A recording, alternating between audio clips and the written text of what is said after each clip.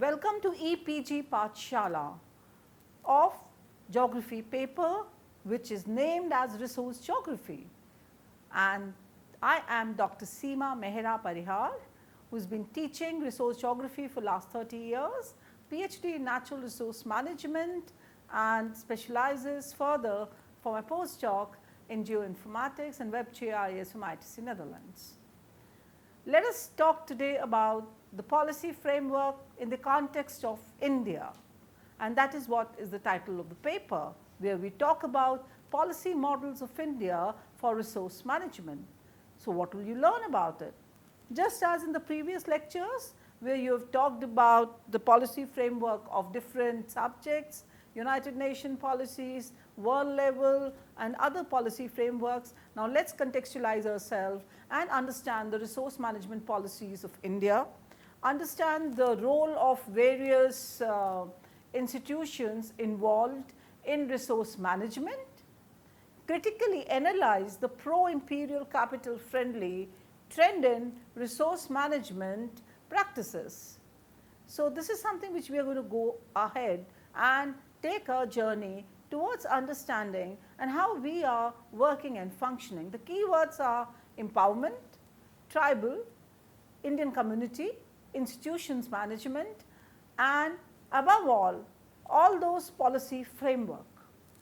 In case if you look at India, historically we recognize that it as a region which abounds in diversity, diversity of natural resources, diversity of people. Since the very beginning of Aryan invention, resource appropriation became a major source of amassing the power to control and rule over the society.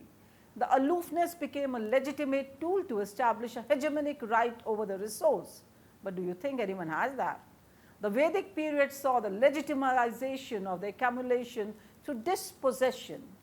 Brahmanical textbooks are full of couplets which sanction the sole right of the Brahmanical caste over the resources.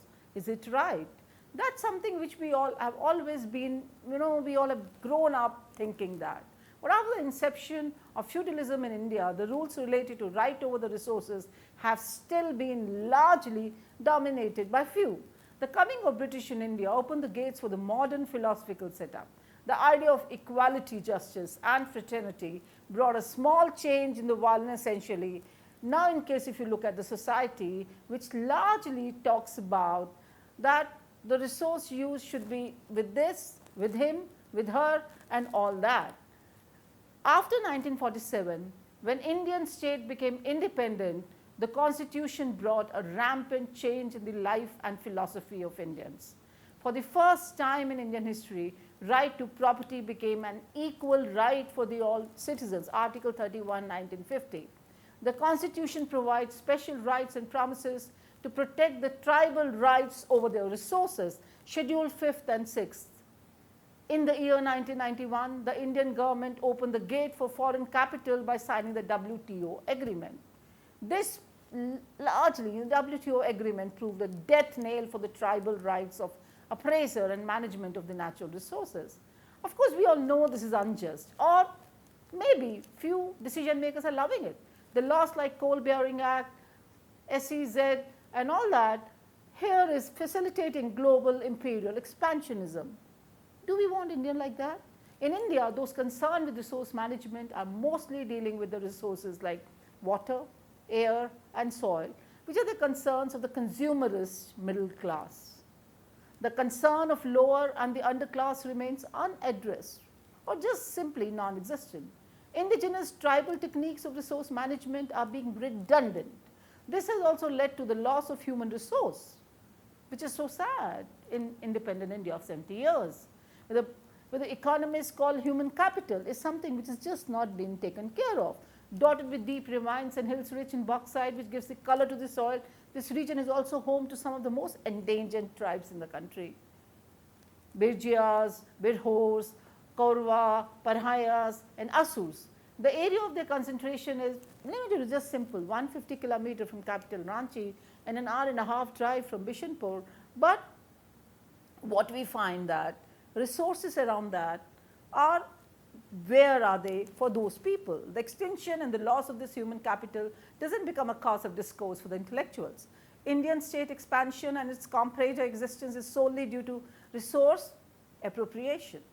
The state is on the tide at the cost of poorest of poor, whose resources are to be managed by the state for the interest of some foreign capitalists. That is what Roy says in 1999, but things are changing, things are moving ahead, and we are hopeful. Natural resources management for poverty alleviation programs exist. Environmental degradation has a cause and effect relationship with poverty.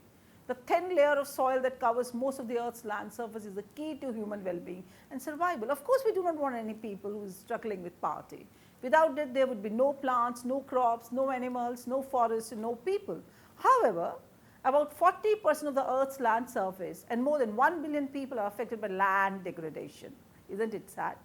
Degraded lands are home to the poorest segment of the rural population. Do they have land? Natural resources provide fundamental life support in the form of both consumptive and public good services. Ecological processes maintain soil productivity, nutrient recycling, cleansing of air and water, and climatic cycles. But still, the gap, the divide exists. Soils are the foundation of agriculture, the upper layer of the land, which in turn is the basic building block in the livelihood of all people. But at the genetic level, we are finding diversity found in natural life forms, supports the breeding programs necessary to protect and improve cultivated plants and domesticated animals, and still there is a diversity. Some are having and some are not having. Wild flora and fauna form the basis of traditional medicine and a significant part of the modern pharmacological industry. In ecologically fragile, marginal environment, the poor are often locked into the patterns of natural resource degradation by their lack of access to productive resources. Don't we want just simple productive resources for one and all? Institutional services, again with few. Credit and technology services, again with few. Why is that? That's a big question. Without these resources, they are compelled to overstrain already eroding lands in order to survive. What we find is the resource, where the prime definition is use for the people, certainly you find around that other words which are just simply like near to that, that's abuse, overuse, underuse. Again, all those that in the Zimmerman's language is taking you towards a resistance for poor people. The increased pressure on land through deforestation, overgrazing and overcultivation causes a decline in soil fertility and production, and thus further aggravates poverty. Farmer suicides again are happening because of agrarian somewhere irregularities. Relationship between rural poverty and environmental degradation is clear today. Unless degradation is to be addressed directly, sustainability of the rural development projects will be undermined and attempts to elevate rural poverty will be jeopardized. Do we actually want that? So, let us look into now institutions and the policy models which are there.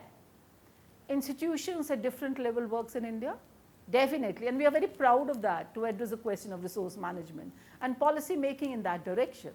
The different institution works for different resources, following other resources for which different policies are framed by the concerned institutions.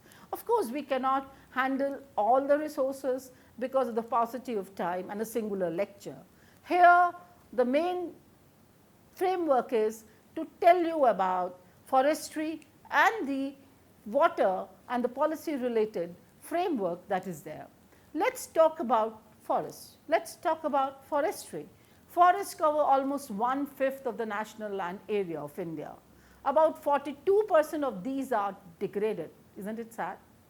Recent surveys indicate a slight increase in the forest area over the last 2 years. However, this data is an insufficient indicator of the condition of India's forests, since levels of aggregation reveal little about the trends in quality. Degradation, not deforestation, is currently considered to be the major problem, and we have to take care of that.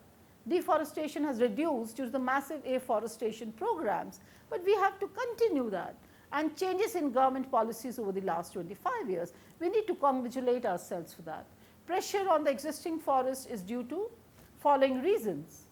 Of course, you know it. I will just recapitulate and revise it. Shrinking common property resource base, rapidly increasing human and livestock population, and poverty are some of the factors contributing to the pressure on the existing forest.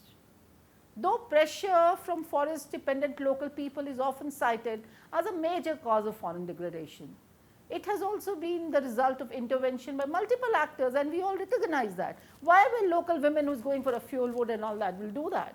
Ujjwala scheme are finally, happily telling us and not disturbing the forest that's around people, especially in the hilly areas. And what we find is that the same area of forest at different points in different time is behaving in a very different way in case if we guide the local people and the community comes into the rescue. About 200 million of India's around 1 billion population with more than 68 million tribal are partially or wholly dependent on forest resources for their livelihood. There is a strong correlation between the location of tribal people, high poverty areas and forests. Forestry is estimated to contribute to about 1% of GDP, but this does not include subsistence use and local market transactions. Large scale industry, please note this, this is very important. Large scale industry, mostly for pulp and paper, uses only about 10% of the forest raw material, while about 23,000 sawmills and a large number of cottage units process 90% of it. Industry is there with a big mouth. The authority and resources for protection and management of the forest are vested, we all know, with the state forest departments. It is widely recognized that given the expanse and diversity of forest lands and people within the country, the forest department lacks the capacity in its present form to take care effectively and implement the forest policy and the law. Inability to regulate access to forest lands and increase appreciation for people's dependence on forests have paved the way for policies and programs that seek participation of village communities in development and protection of forests, social forestry programs of the 70s and 80s and joint forest management programs of the 90s, and that is something which is so very good thing that is happening, and that may be the reason why we find that little expansion of the forest resource base in the country. Besides, we will also recognize the remote sensing data, and many people, the ones who are so much in favor of that, is taking care of this particular forest resource base of our nation. Currently, in case if you look at it, such programs are manifested in various schemes related to regeneration of natural forest through JFM, wasteland and watershed development programs, block plantations, promotion of farm forestry and agroforestry, eco-restoration, etc., etc. The Steering Committee on Environment, Forest and Wildlife identifies first increase in the forest cover through JFM, agroforestry, urban forestry and afforestation of wasteland as a major area thrust for the 5-year plans. The other areas of focus are to build capacity for conservation and development of natural resources, increase forest productivity, reduce demand and supply imbalances, increase export and reduce import of timber and pulpwood and other forest produce. So, therefore, we find that they are helping the nation. Forest policy and the program framework, although India has well articulated forest policy, this has not been fully reflected in strategies for implementation. A coherent strategy to meet the many diverse demands for forest products and services from the forest sector is lacking. The driving force behind the current forest strategy in National Forest Policy of 1988, which stresses the following: number 1, management of forests for cultivation and local needs, and makes commercial exploitation of forest, revenue generation becomes a secondary objective. 1988 forest policy has not been translated into law. It remains a broad statement of government intent and does little in the way of specifying any legal rights or duties owed to the forest communities. that is something like, despite having 1988 until today, it has not been converted into a law. The forest rules and institutional framework continue to be archaic and disabling in relation to new approaches and strategies. The social forestry programs of the 80s led to some innovation in the legislative and institutional framework, but they proved to be short-lived. Why?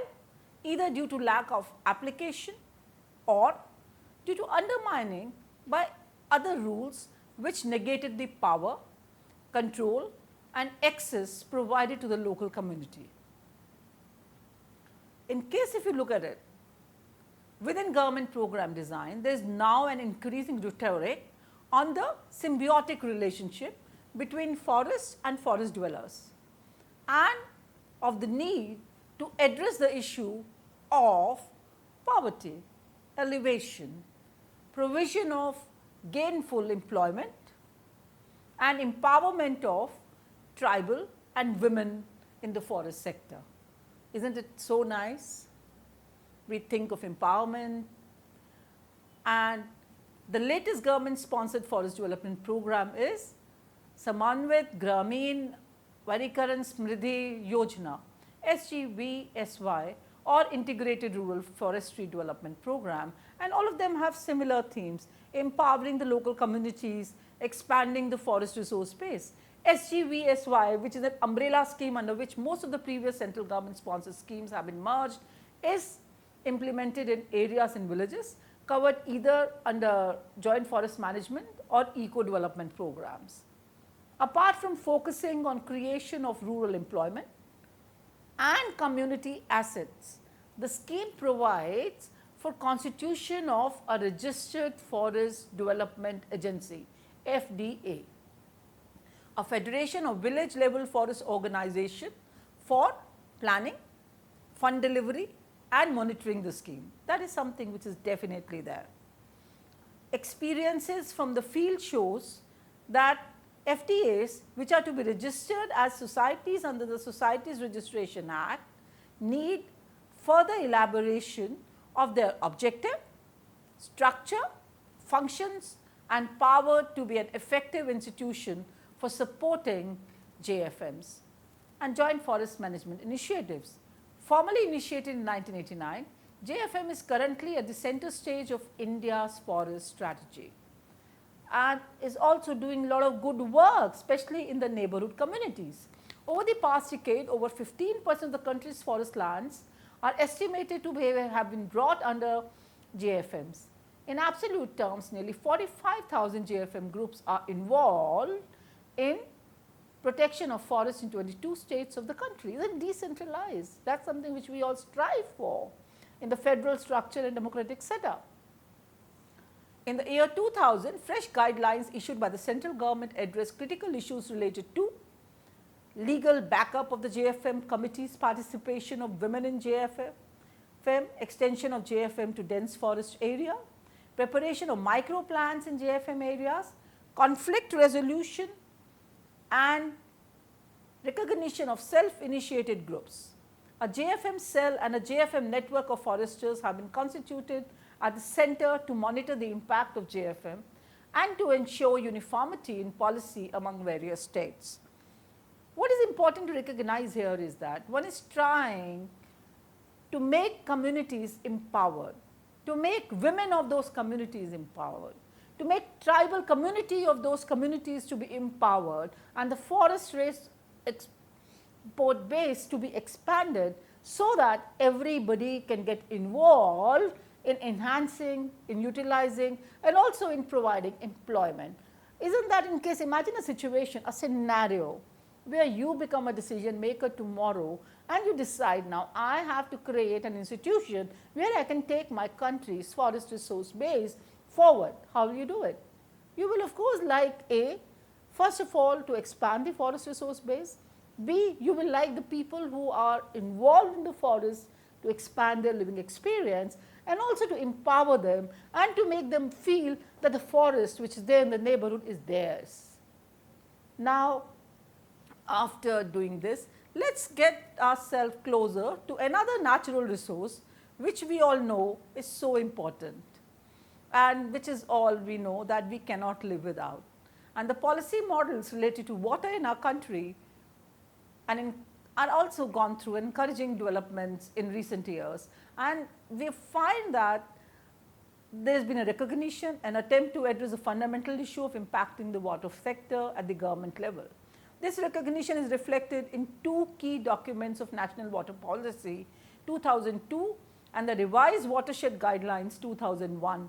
The National Water Policy 2002 emphasizes the need for sustainable water resource management, conjunctive use of the surface and groundwater resources, groundwater regulation, and people's participation in management of natural resources.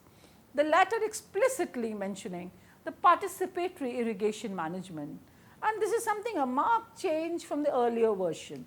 We are very happy that everybody is talking about people getting involved in solving another resource called water.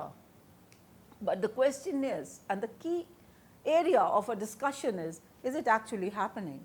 Further, the National Water Policy 2002 considers user contribution and tariff rationalization while discussing sector finances. In sum, the National Water Policy 2002 presents a positive picture, though not without shortcomings, but a positive picture. It's a great going. A similar observation can be made regarding the Revised Watershed Guidelines. Again, these emphasize much cherished values of sustainability. I am so happy about. Equity, again a positive step. Participation and transparency. It is something which is so nice. We are talking about transparency. Changes have been made to allow greater funding allocation and PRI involvement. Whether policy intent expressed in these documents can be realized remains a moot question.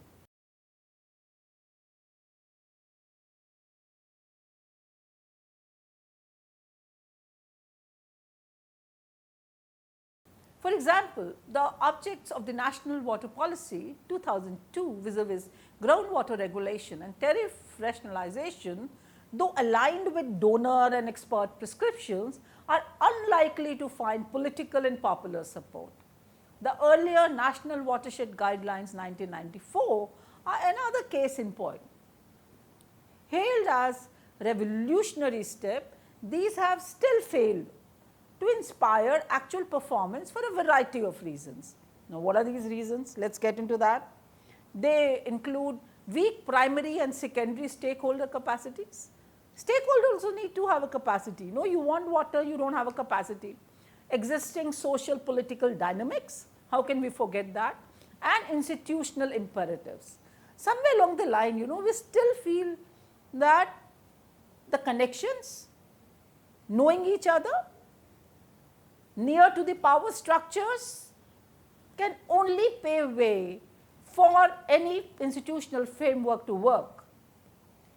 But all of you, the ones who are listening to this lecture, I would like to impress upon you, if there is a policy that's there, whether it will be successful or not successful, it's in your hands too. You have your residential welfare associations. Go ahead and do it. Of course, what we recognize today is that holistic management, integrated management is something that's in thing, and we have to take it going. And that's what is there in our setup too. Indian water resource management context, we need to appreciate that the government's role as developer and manager of water resource has persisted throughout the last 5 decades, and something so positive, and we need to congratulate the country for it. The fact that resource boundaries basin or watershed do not match administrative boundary is a clear-cut physical issue, and this has certainly hindered effective and sustainable basin level development.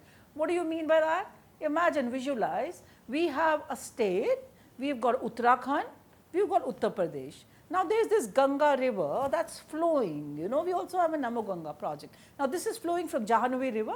When it comes down, there is a basin. Now Jahanvi river, and then it comes down, and then it becomes a Bhagirathi. At Dev Prayag, you also have an Alaknanda flowing, and Alaknanda, and when it meets the Bhagirathi at Dev Prayag, it becomes Ganga. But then what we find is, it's in Uttarakhand, it's coming from there, then it mixes to UP and the other states. So, the question is that this is not matching the physical boundary of a river basin, is not matching the state boundary. There are certain conflicts. What is a basin? Basin is that catchment area of a river where you have a single outlet and you find that you have just a singular flow that is coming. Whether it is a first order, second order, third order, fourth order, fifth order, whatever. But the point is, this is not matching administrative boundaries. And what happens is that the money flow that goes at a block level or at tehsil level and the further administrative block level, village level and so on and so forth is not the one that is a watershed level boundary. So, we need to work on that, but that is a physical issue, but as an approach it is wonderful, still it is better than many. While the central government has voiced its intent, starting with the National Water Policy of 1987 to enable integration, there has been resistance from the states, resulting in allocation based rules for negotiation on surface water rights. People, because again there is a problem, you have a state list and a central list, there is an issue. These 22 strategies for SIDA support in the field of natural resource management in India are mostly unaffecting population factored and not resource or situation based. Hence, integrated water resource management initiatives would require, number one, enabling policy force, a driver, and legislative change.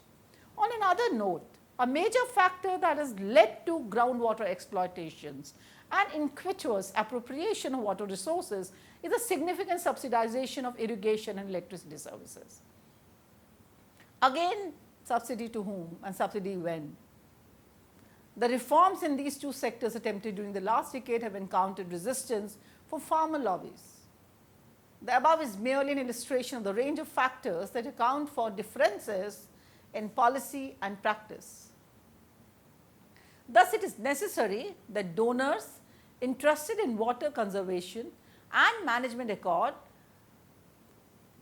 priority to translating policy into practice. We need to translate policy into practice rather than developing a preoccupation with influencing policy, which is something that somewhere along the line we all need to understand. Government Initiative of Watershed Development is one of the large centrally sponsored programs, and I can say that largely successful besides physical limitations. Since 1995, watershed development projects have been implemented under new national guidelines using funding from the variety of the centrally sponsored schemes.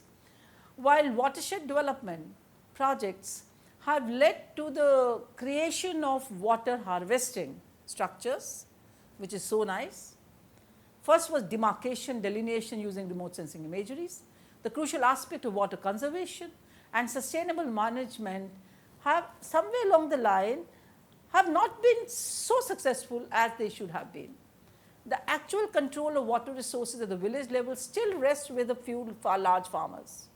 And these programs have not been able to offer arrangements and institutions to manage land and water resources sustainably. Of course, they want it. Intents are right. But when it comes to implementation, there are a few glitches. We are working towards it. We are positive. The National Watershed Guidelines 1994 marked the shift from departmental works with an emphasis on people's participation. Village watershed committees, parallel institutions of the Gram Panchayats were entrusted responsibility for planning, implementation and management of interventions with the role of line departments, so wonderful, such as forest, soil and water conservation, irrigation, etc.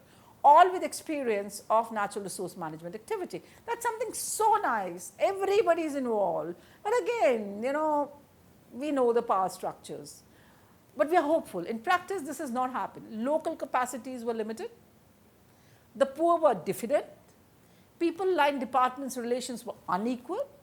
The guidelines were interpreted to suit vested interests. And the community mobilization and training efforts were not systematic.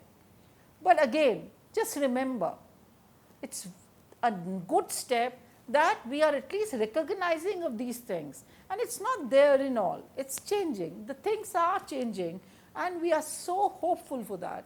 The other programs that encourages water conservation is the Accelerated Rural Water Supply and Sanitation Program, ARWSP. About 20% of the funds under this program can be used for water quality improvement, so nice, and conservation. Most of this allocation is used for addressing water quality issues. The water conservation part of the program is limited to ensuring the sustainability of drinking water supplies alone, precluding integrated management of village level water resources. But drinking water, we realize, is a major issue also. By the 90s, with the realization that functionality and sustainability need to be ensured to make the substantial investments meaningful, the mission embarked on a sector reform program, SRP. The aims of empowering PRIs or the communities to generate resources, plan for resources, operate and manage water supply schemes themselves in coordination with government agencies, private sectors and non-governmental organizations, NGOs. The important and the relevant and the key elements of the strategy are: number one, promoting a demand-driven approach; second, institutionalizing community participation in capital cost sharing at least 10% and full cost of operation and maintenance; village level capacity building program for planning and management through setting up and empowering village water and sanitation committees. Isn't it right? We are going from top to bottom and we are going there. It's something so nice. And the Watson committee suggested all that: integration of service delivery mechanism in Watson involving multiple agencies. We are finding that since 2000, 20% of the annual ARWSP outlay has been earmarked for states progressing towards sector reform. The SRP is currently being implemented in 63 districts of 26 states across the country. It is in principle a significant initiative that marks a departure from the conventional allocation-based rural water supply programs. Substantial funds have been placed at the district level and a nascent but emerging awareness about reforms in the sector is evident. However, the different institutional arrangements which exist are decided upon by the states, because they are the ones. It's the central government and the state government. Lack of clarity of institutional roles and continuing primacy of the executing department 15 indicates that much remains to be done. But much has been done also, particularly in eliciting user participation and ownership and designing equitable and financially sustainable systems. Much need to be done. But again, it's there in front of us. Let us see now, in case, so it's something which is so positive. We are talking about the good water policies and the forest policies. Resource management in India, in case we critically analyze it, we find has undergone a change in recent years, but the equitable change is yet to be seen. Our country is so large. The policies framed are mostly pro-urban middle class, but the interests of the large underclass, tribal population and also of the villagers are slightly sometimes compromised, right from the participation in the management process and to the framing of policies for resource appraisal and its management. The people participation is not so much as we want it to be. This is mostly due to the bureaucratic approach of the state in this dimension. The organization and their policies are by large concerned with the preventive methods in resource addressal. The aspect of enhancing the quality of resources, like that of the air and water, are absent if present are seen only in traces. The technical advancement still lags behind that of the developed states. The fast deteriorating air quality calls for a highly technical system of air purifier apparatus, which is both affordable and efficient. In this context, what we need is to pull the economic resources in this area. The issue of ineffective governance, somewhere along the line, when it comes to the implementation, we need to formulate, we need to be more forceful, and the government needs to be much more focused. So that means their policies, implementation is a concern. We are happy that we have it. So what have we learned today? The laws like Coal Bearing Act and Special Economic Zones are meant to manage resources in order to facilitate generally global imperial expansionism. In India, those concerned with resource management are mostly dealing with the resources like water, air and soil, which are the concerns of the consumerist middle class. And it's very nice that we have water forest and air policies. The concerns of lower and the underclass still remains unaddressed or need to be addressed in a much more forceful way. Social forestry programs of the 80s led to some innovations in the legislative and institutional framework, but they proved to be short-lived, either due to lack of application or due to the undermining by other rules which negated the power control and access provided to the local community. We need to work towards it. Within government program design, there is now an increasing rhetoric on the symbiotic relationship between forests and the forest dwellers. Again, I will say it is very positive. And of the need to address the issue of poverty elevation, we need to really become forceful. Provision of gainful employment, we again need to be slightly more focused, and empowerment of tribal and women in the forest sector is something at least we are talking about and we are working towards it. In some states it has been successful too. The policies framed are mostly, we know it, by are not touching the rural or the bottom citizens of the country, but all said and done, it is something so positive that at a country level, because we are the country, we as a region is the one who believe in God, who believed in that supernatural power, and where we also worship nature. So it is high time that we all decide that we will take care of the country's natural assets. And I think so, I am very sure that we all are moving towards it, and we would also want that in the years to come, our country would be the one that will give direction to everybody and to guide people on how to take care of natural resources. I am so hopeful that with all of you, the ones who are listening to this lecture and the one who went through this paper of resource geography or any other, are basically the social citizens of this country, would take care of the natural resources.